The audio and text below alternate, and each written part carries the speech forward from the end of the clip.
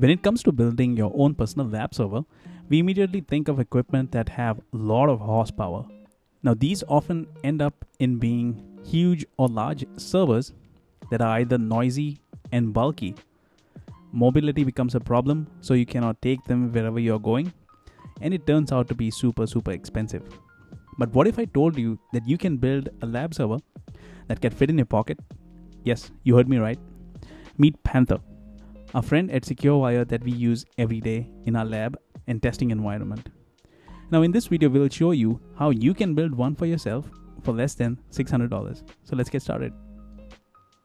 A quick rundown about this unit. So this unit is an Intel NUC. It is running a Core i7 processor and the model is NUC 10 i7 FNH3. So I had this unit since 2020 and I was using this back then as my main workstation. I shifted over to an Apple M2 for all the content and creativity work. So because of that, I decided to repurpose my Intel NUC machine into a server that I can carry wherever I go. So let's look at Panther and see what ports and configuration we have. So right off the bat, we have an SD card slot in here that we can use to exchange files. You have a USB-C port and a USB type A port, which is 3.0, and you have a headphone jack and obviously the power button. To the right side, we have the vents for air cooling. If you flip it to the back, we have the power input, which takes in 19 volts, one HDMI connector, which we can connect this to the display, one Ethernet port for networking, and two super speed USB type A ports, which we can connect other peripherals. And obviously I have a USB Thunderbolt port that I can use to connect like a hub or and power up multiple displays. So this is how it looks at the back. So it just has a plate that can be removed via these 4 screws. So let's go ahead and pop these screws out and see what's inside. Alright, so we have removed the flap and here is how it looks. So we'll first look at the hard drive. So let me flip it back. So I have one terabyte Seagate HDD drive, which is a hard disk drive that I can store my virtual machines. And if I hop over to the left, I have another 1 terabyte Western Digital NVMe drive for that super speed storage. I have a pair of Ballistics 32 gigs RAM, so it's totaling up to 64 gigabytes of memory. So what we have done here is that we have taken a USB storage device and using Rufus and made an ESXi bootable image. So what we'll do here is we're gonna restart our system or power it on, and then we're gonna hop into the BIOS. So let me continuously hit F1. Alright, so now that we are in the BIOS, we are interested in getting into the bootloader or boot option menu. So you go into boot and we're gonna select the boot priority. And in here you see boot option 1 as Windows Boot Manager. So we're gonna change that to UEFI USB storage stick.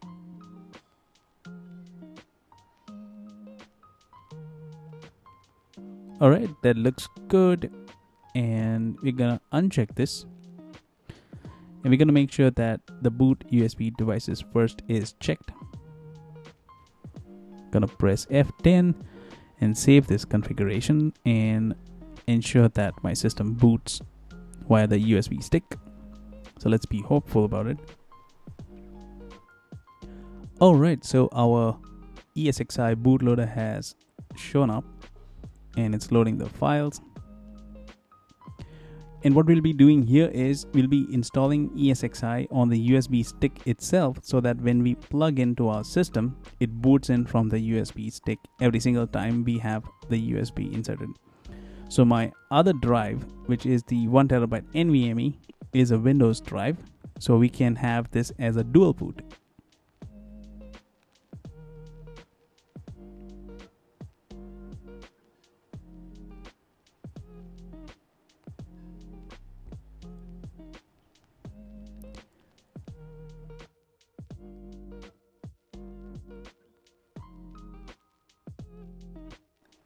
Alright, and on this menu, we're gonna press enter to continue.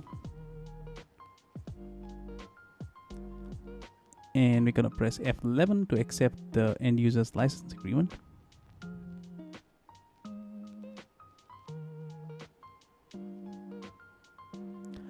And here is our inventory of the disks. So we see the third, which is the USB stick, which is a 16 gigabit USB stick. And we're gonna hit enter here because we want to install it on our USB stick itself. And confirm this disk selection and hit enter.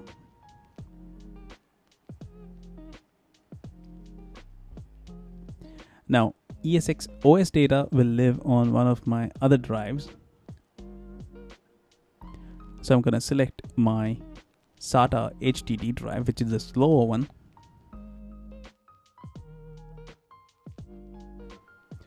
And on the keyboard layout, and now it's prompting in for a root password. So let's key in a root password for this ESXi box. And confirm the installation. So to do that, we just hit F11. Now this is gonna take a while, so what we'll do here is fast forward this.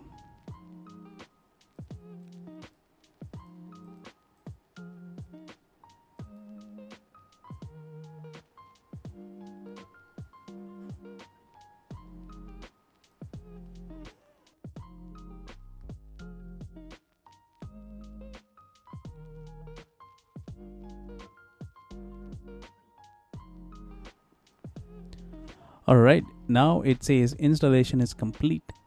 We're gonna select the second option to reboot the server and start using ESXi 8.0. And while the server is getting rebooted, we're gonna keep the USB drive inserted into the server itself.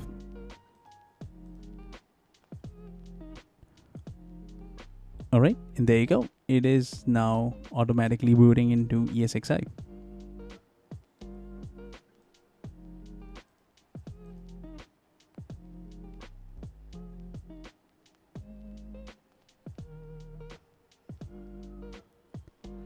Now here's the initialization steps that it is actually going through. Alright, and there you see we have our ESXi fully loaded up. It has pulled up an IP address based on my DHCP scope from the router, which is 192.168.128.12. The very important step is to make sure that we change this to a static address. So we'll be doing that subsequently. Alright, so what we did is we changed the IP address on our ESXi server to a static one. And I've changed it to 192.168.128.2. So what we're going to do is fire up this browser and access the web UI. And we'll go ahead and log in with our credentials that we had initialized. Alright, so we are in our ESXi console. So I went ahead and changed the host name, added the DNS servers, and as you can see, my management IP is now 192.168.128.2, and everything else is default. So I just wanted to show you how the utilization and everything looks. So you can ignore this TPM warning. And at the moment, none of my VMs are running. So I'll just give you an insight in the number of VMs I have. So I went ahead and created one Active Directory server, which is based out of Windows 2016. A virtual appliance, which is based out of a Linux machine, which is a test machine. And another Windows 7 based workload that is a part of this domain.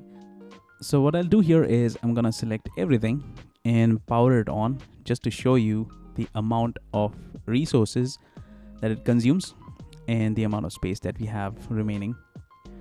So let this boot up and we'll go back to our host, and down here we'll go ahead and click on storage.